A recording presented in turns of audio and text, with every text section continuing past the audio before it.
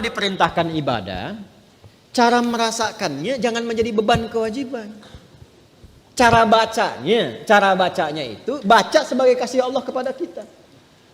Kalau menjadi beban, nanti berat menerimanya, malas menunaikannya. Contoh kalau kita sedikit ingin detilkan misalnya, ya, wa'budu rabbakum, ibadah kepada Rabbmu. Kita bertanya, ya Allah bagaimana caranya? Lalu dirinci dalam Al-Quran, ya, tentang kualifikasi orang takwa. Ibadah pertamanya dalam bentuk sholat. Alladzina yu'minuna bil ghaibi wa yuqimunas sholat. Sholat kan contohnya satu, kita turunkan sholat misalnya. Nah ketika dicontohkan detilnya satu, sholat, nah, maka cara membaca sholat ini ketika akan ditunaikan jangan dipahami sebagai perintah formal ibadah, walaupun memang itu perintah. Ya, sholat hukumnya apa?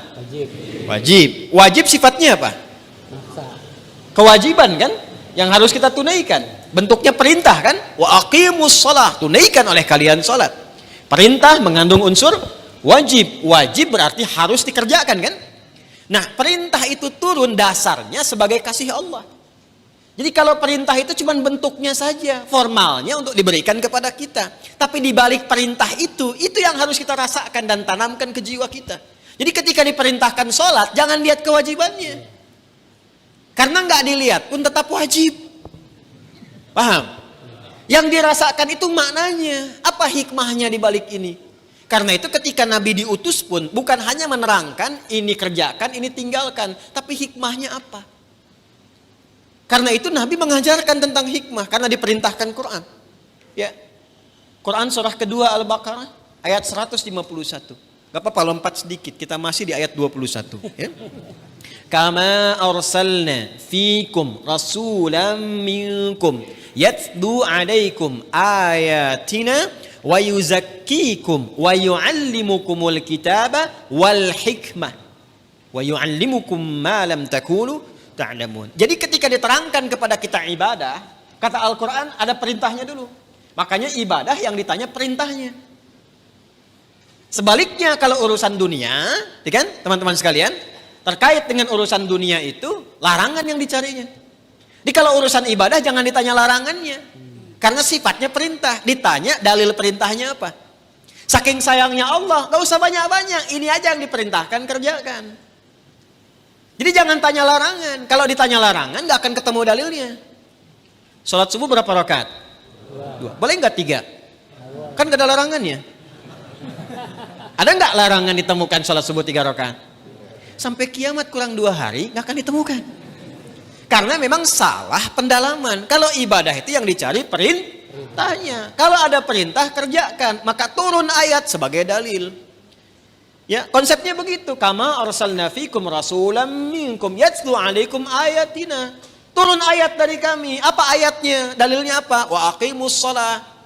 Baru kita sholat. Lihat prakteknya dari Nabi. Contohnya bagaimana? Dibatasi, saking sayangnya Allah gak usah banyak-banyak. Tapi kalau kita ikuti dapat hasilnya. Nah sekarang bagaimana menjalaninya? Setelah turun ayatnya, belajar cara melakukannya, bahas juga hikmahnya supaya nikmat menjalani ibadahnya. Karena ketika ayat diturunkan, hikmah menyertainya. Itu permintaan turunnya hikmah itu sampai dimohonkan 2 orang Nabi dan Rasul, ayah dan anak. Nabi Ibrahim dan Nabi Ismail setelah tuntas alaihi wassalam meninggikan bangunan Ka'bah yang runtuh bagian atasnya di masa Nabi Nuh karena terkena banjir itu, tersisa pondasi. Masih ingat 2 tahun lalu saya terangkan? Ya kan? Pondasi bahasa Arabnya kalau satu kaidah. Kalau banyak jamak qawaid.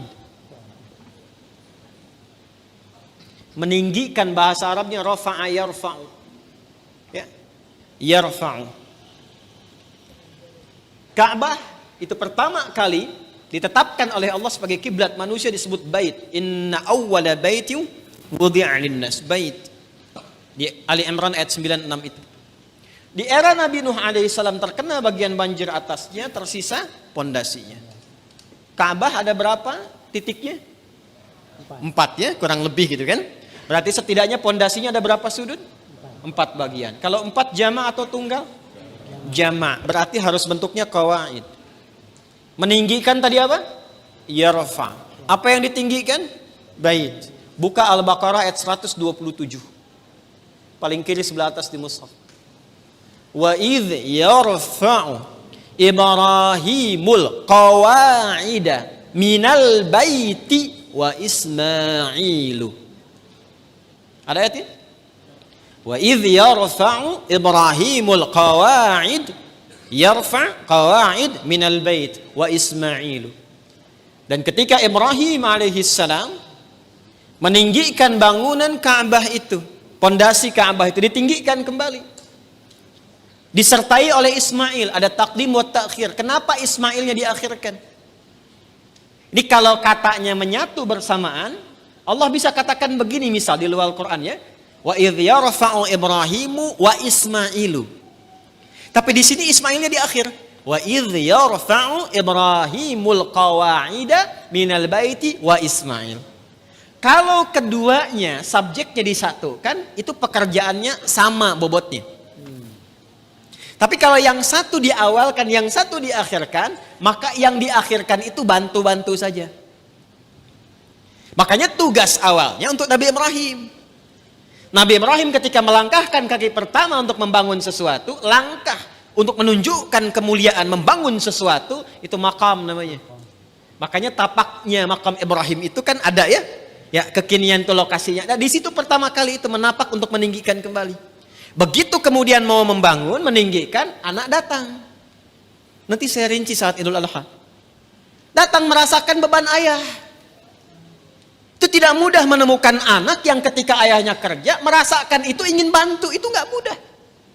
Bagaimana bisa begitu? Nanti pas khutbah Idul Adha saya terangkan. Singkatnya datang bawa batu. Batu bahasa Arabnya itu hajar. Ya, kalau disusun-susun jadi satu bagian disebut hijr. Kalau menjadi ruangan disebut hujrah. Maka datang bawa batu disusun-susun itu. Nah, bagian itulah yang disebut dengan hijr Ismail sekarang. Asalnya begitu. Nah, secara singkatnya ketika sudah jadi bangunannya itu berdoalah kepada Allah. Di antara doanya itu yang ayat 129. 129-nya, Rabbana wab'ats fihim rasulam minhum yatlu 'alaihim ayatika wa yu'allimuhumul kitaba wal hikmah wa yuzakkihim innaka antal azizul. Ya Allah, mohon ya Allah, nanti utus Rasul yang terakhir itu, Rasul yang paling terakhir. Karena Rasul ini yang paling mulia. Ya, nanti setiap Nabi dan Rasul, nanti ketika masuk ke ayatnya kita akan bacakan. Itu semua Nabi dan Rasul bisa bertugas setelah mengambil komitmen perjanjian dengan Allah akan membantu risalah Nabi Muhammad SAW.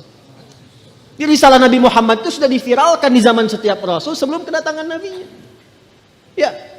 Wa idh akhadallahu mitsaqan nabiyyina lama ataitukum min kitabi wa hikmati thumma ja'akum rasulun musaddiqun lima ma'akum la tu'minunna bihi wa la tansurunna qala aqrartum wa akhadhtum 'ala dhalikum isri qalu aqrarna qala fashhadu wa ana ma'akum asyahidin wa ana ma'akum minasyahidin. Jadi enggak mungkin ada rasul bertugas kecuali dalam tugas itu ada komitmen untuk membantu, menerangkan dan menguatkan risalah Nabi Muhammad SAW yang akan bertugas kemudian. Nabi Ibrahim, Nabi Ismail, itu keduanya bermohon, ya Allah, karena ini Rasul yang paling mulia, maka mohon ya Allah lahirnya dekat tempat yang paling mulia. Mana tempat yang paling mulia di bumi? Ka'bah. Di Makkah Al-Mukarramah. Karena itu satu-satunya Nabi yang lahir dekat Ka'bah itu cuma Nabi Muhammad SAW. Nabi Ismail dimakamkannya dekat situ, yang dekat sumur Zam-Zam itu. Ya. Tapi yang lahir di situ hanya Nabi Muhammad SAW. Yang sekarang jadi tempat maktabah qadimah itu. Ya, perpustakaan itu, ya. Cuma sengaja disamarkan supaya menunjukkan kepada masyarakat itu, ya, tentang situs-situs yang benar tapi tidak digunakan sebagai bagian dari penyembahan. Kadang nyampe sana ada yang salah kiblat. Gitu. Salatnya ngadep ke situ, makanya dituliskan di situ pakai gambar-gambar dicoret begini. Nanti yang umrah saya terangkan beberapa bagiannya di mana lokasinya. Ya, nanti ada di situ dekat rumah Abu Jahal, ada di situ. Ya, rumah Sayyidah Khadijah. Nah, di tempat Nabi lahir itu ada keterangan di tembok sama gambar. Yang sujud dicoret, kan? Yang bawa macam-macam dicoret. Itu dituliskan pakai bahasa Arab, bahasa Inggris, bahasa Urdu, dan bahasa Indonesia. Artinya ada orang Indonesia yang ke situ juga salat kiblat. Dan jarak Nabi Muhammad SAW ke Nabi Ismail, Nabi Ibrahim itu bisa 29 sampai 30 generasi. Setiap generasinya bisa bertahun-tahun. Muhammad SAW bin Abdullah, bin Abdul Muttalib, bin Hashim, bin Abdul Manaf, bin Qusay, bin Murrah, bin Kilab, bin Ka'ab, bin Ghalib, bin Fihir, bin Malik, bin Nadar, bin Kinana, bin Khuzaimah, bin Mudrikah, bin Ilyas, bin Nizar, bin Mudar, bin Ma'ad, bin Adnan, bin Addi, bin Adri, bin Muqawwam, bin Nahur, bin Tarikh, bin Ya'rub, bin Yasjub, bin Nabit, bin Ismail alaihissalam, bin Ibrahim alaihissalam. 29 sampai 30 generasi. Coba ulangi. Itu sudah minta. Ya Allah, konstruksi risalah yang dibawa Nabi Muhammad itu kuatkan dengan ayat. Supaya jelas. Kita tidak bingung kalau mau ibadah. Makanya orang Islam itu ibadahnya jelas. Ini kalau ditanya sholatnya bagaimana, ini perintah Allahnya. Ini contoh Nabi hadisnya. Terus itu bisa ditelusuri. Kebenarannya di Quran ada, di hadis tertuang. Bisa dilacak lagi kebenarannya. Setelah itu bukan hanya cara dan ayatnya, hikmahnya pun ada. Karena itu yang pertama, membaca perintah pun pakai hikmah. Jadi ketika ada kalimat misalnya, maaf, wa aqimus shalah, tunaikan salat, lalu datang perintah itu diisyaratkan lewat suara azan. Allahu akbar, Allahu akbar. Begitu tiba suara azan itu biasanya kalau iman sudah dikonfirmasi di hati, getaran muncul di jiwa. Iman itu kalau dari lisan turun ke hati, nanti kalimat azan itu dikonfirmasi oleh jiwa dengan getaran. Maka kalau Anda dengar azan, tiba-tiba ada getaran di jiwa untuk merespon itu tandanya keimanannya bagus. Itu ada di Quran surah ke-8 Al-Anfal ayat kedua. Kita masih di Al-Baqarah ayat 21. Innamal mu'minuna alladzina idza dzukirallahu wajilat. Jadi insan beriman yang sejati itu kalau imannya masuk ke dalam jiwanya, nanti ketika disebutkan nama Allah ada getaran dalam jiwanya. Merespon panggilan iman itu. Allahu akbar, Allahu akbar. Sudah azan. Diminta siap-siap. Diminta siap-siap. Lalu apa yang terjadi? Kalaupun dia bertanya, pikirannya bertanya, ya Allah, kenapa ya saya mesti sholat? Itu langsung dijawab. Hayya 'alas shalah. Kenapa ya Allah? Hayya 'alal falah. Supaya kamu dapat falah. Apa itu falah? Bahagia dan sukses. Tadi yang saya perangkan di awal. Jadi kalau kita membaca setiap ibadah itu sebagai bagian jalan kebahagiaan dan kesuksesan, semangat kita sholat. Semangat. Apalagi paham fikihnya. Apalagi mengerti hikmahnya. Apalagi kita ngerti Qur'annya. Ya Allah, nangis tuh kalau sholat itu. Allahu Akbar. Nangis. Ya ayyuhalladzina amanu ista'inu bisabri wassalah. Hei orang-orang beriman, kalau sedang ada kesalahan, sedang punya masalah, sabar, terima dulu. Jangan dikeluhkan. Karena masalah itu dihadirkan bukan untuk menjadikan dirimu bermasalah.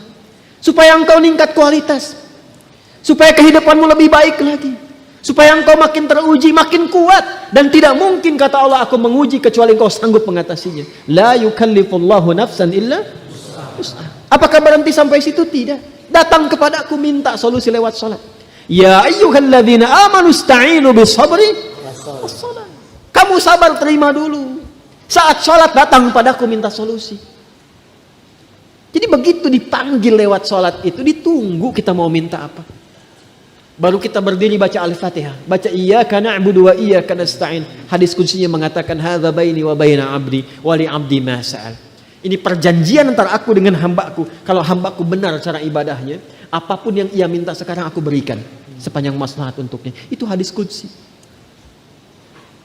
Ibadi khalaqtuka lil ibadati fala tal'ab wa qasamtu laka rizqaka fala tal'ab wa qasamtu laka rizqaka fala tat'ab. Hambaku, aku ciptakan kau itu untuk ibadah. Wa ma khalaqtul jinna wal insa illa, aku ciptakan kau untuk ibadah. Artinya kita dicipta ini memang supaya bahagia. Karena ibadah itu pengantar kebahagiaan. Kita itu tercipta untuk senang, saking sayangnya Allah kepada kita. Kehidupan rumah tangga itu menyenangkan. Kerja itu membahagiakan. Jadi kalau kita larut dalam kesedihan, berarti ada sesuatu yang tidak berjalan dalam kehidupan kita itu. Wa qasamtu laka rizqaka fala tat'am. Kamu aku ciptakan untuk ibadah, jangan banyak mainnya, kata Allah. Kalau kamu benar ibadahnya, jangan khawatir tentang rizki. Aku bagi dan aku percepat. Engkau gak usah lelah mendapatinya. Itulah ibadah. Kurang apa Allah di situ? Dan itu dibuka untuk semua hambanya gitu. Itu yang luar biasa. Dan itu berjalan di setiap kesempatan generasi. Dari generasi awal loh. Sampai ke kita, sampai kehidupan berakhir. Kurang sayang apa Allah kepada kita?